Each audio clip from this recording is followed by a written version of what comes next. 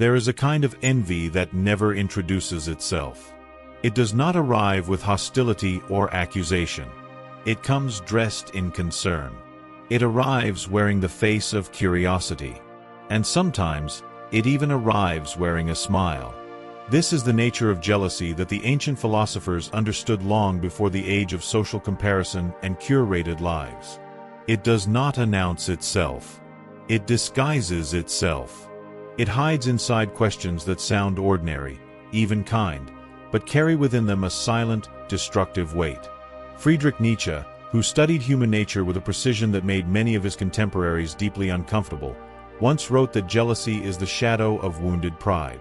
Consider those words carefully. A shadow does not declare itself. It follows. It lingers in places where light exists. And the brighter the light, the darker the shadow it casts. What most people never realize is this.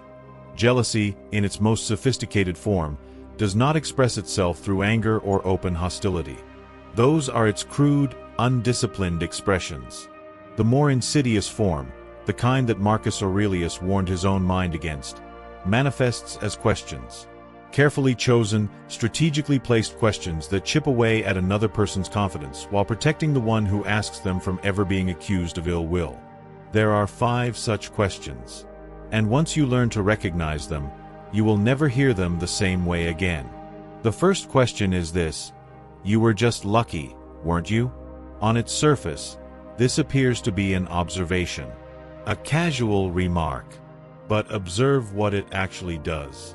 It takes something you worked for, a promotion earned through years of discipline, a project that succeeded because of your vision, a goal reached through sacrifice, and it quietly removes you from the equation. It replaces effort with fortune. It substitutes your agency with randomness. The psychological mechanism here is precise. If your success can be attributed to luck, then the person asking the question can preserve their self-image. They did not fail because you were better. You simply happened to be standing in the right place. Their inertia becomes not a choice but an inevitability, a reasonable response to a world governed by chance rather than will. Epictetus, who rose from slavery to become one of the most powerful philosophical voices of the ancient world, understood this deeply. He taught that what disturbs people is never events themselves, but the meaning they assign to those events. The jealous person assigns meaning to your success, and that meaning must protect their sense of self at all costs. Do not rush to defend yourself when this question comes. The one who is truly aligned with their own path does not require the validation of those who cannot see it.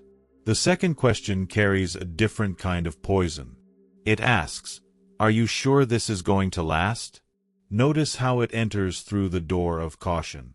It masquerades as wisdom, as foresight, as the concern of someone who simply wants to prepare you for reality. But what it is actually doing is projecting failure onto your present success. It is mentally constructing your downfall before your triumph has even had time to breathe.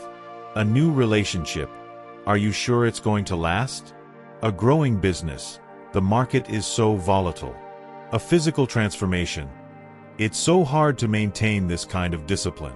Behind each version of this question is the same unspoken hope that your rise is temporary, that your stability is an illusion, that eventually the gap between you and them will close, not because they rose, but because you fell. The Stoics had a name for this kind of thinking. They called it the confusion of what is within our power and what is not. The jealous person cannot control your success, so they seek control over your perception of it. They try to make you doubt what you have built. Seneca wrote that there is no wind favorable to a sailor who does not know where he is going. The jealous person hopes, above all else, that you forget your direction. Stay the course. The third question is more personal, more precise. It asks, how much do you earn, exactly? Money has always been a measure of comparison. Not because it defines worth, the philosophers were unanimously clear that it does not, but because numbers create a hierarchy that jealousy can rank itself against. This question is almost never about curiosity. It is about evaluation. It asks, where do I stand in relation to you?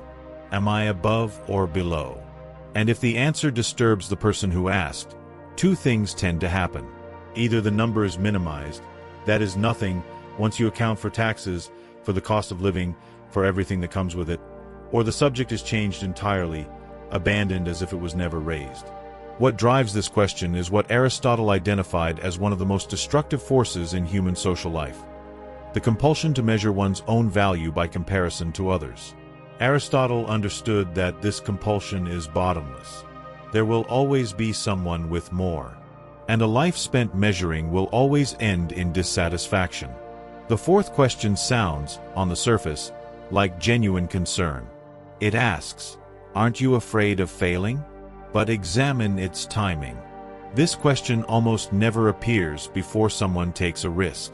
It appears after, when the leap has already been made, when the decision is already in motion.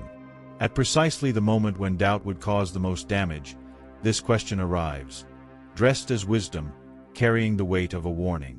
What is it, truly? It is a projection. The person asking it has not dared to take the same leap. They have remained where it is safe, where it is familiar, where failure cannot reach them, because they have never tried. Seeing someone move forward with courage is, for the insecure mind, not inspiring. It is threatening. It reflects, in sharp and uncomfortable detail, every risk they chose not to take. Nietzsche spoke of self-overcoming, the act of confronting one's own limitations and moving beyond them, not because the outcome is guaranteed, but because the act itself is what makes a life meaningful. The jealous person has not yet had this encounter with themselves, and so they offer their own fear as advice. Do not accept it. The fifth question is the most revealing of all, and it is the one that is most rarely spoken aloud. It lives in silence. It lives in the brief expression that crosses a face when good news is shared. It lives in the pause before a congratulation that feels slightly wrong. It is simply this: why you? Why him? Why her? Why not me? This is the question at the center of jealousy, the raw, unfiltered question that all the others are merely elaborate ways of asking. It does not concern itself with your effort or your sacrifice or the years of unseen work that preceded the visible result. It sees only the outcome and measures it against a perceived injustice. And here is where the ancient wisdom becomes most essential. Jealousy, at its core, is a comparison of destinations without any comparison of journeys. It looks at where you have arrived and ignores entirely how you got there. Every visible victory conceals a history of invisible struggle. Every result that appears effortless was built on effort that no one witnessed. Plato observed that the unexamined life is not worth living. But there is an equally important corollary that philosophy has always implied. The unlived life will always find reasons to resent the one that is being lived. Understanding all of this does not require bitterness toward those who harbor jealousy. Marcus Aurelius, who governed an empire and faced envy at scales most people will never encounter, counseled something more powerful than resentment. He counseled clarity. He counseled the understanding that what another person thinks or feels is not within your control, and therefore not worth surrendering your peace over. The appropriate response to jealousy is never confrontation.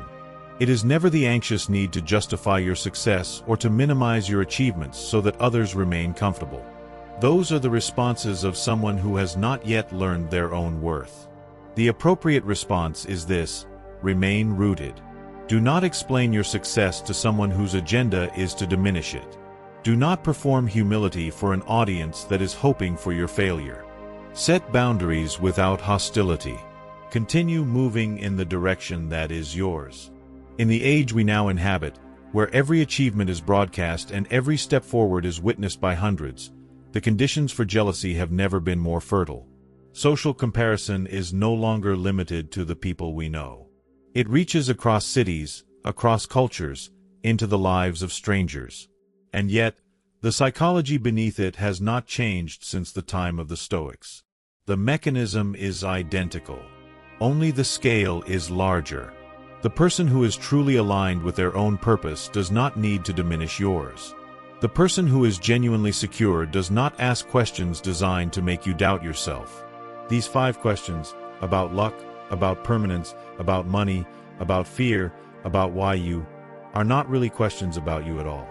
They are confessions. They reveal the inner state of the one who asks them far more than they reveal anything about you. Remember this. Jealousy does not speak in its own name. It borrows the language of concern, of caution, of casual curiosity. But the shadow, as Nietzsche understood, always follows the light. And the intensity of the shadow tells you something essential about the brightness of what is casting it. Your work is not to reassure those who are disturbed by your becoming. Your work is to become, fully, without apology, without the performed diminishment that asks nothing of you but costs everything. Those who dare to live that way will always unsettle those who do not yet dare. That is not a burden to carry. It is simply the nature of the path.